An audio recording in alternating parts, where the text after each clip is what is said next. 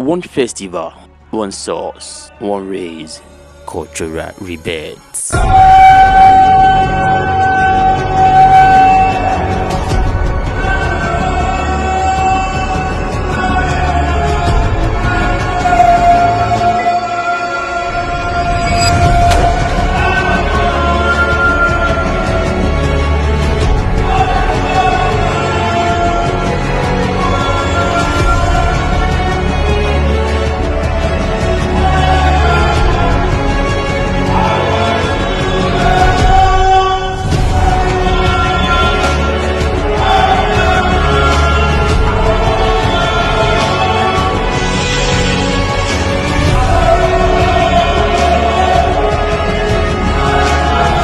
One festival, one source, one race. Olojo Festival 2025 Cultural Rebirth. You can't afford to miss it.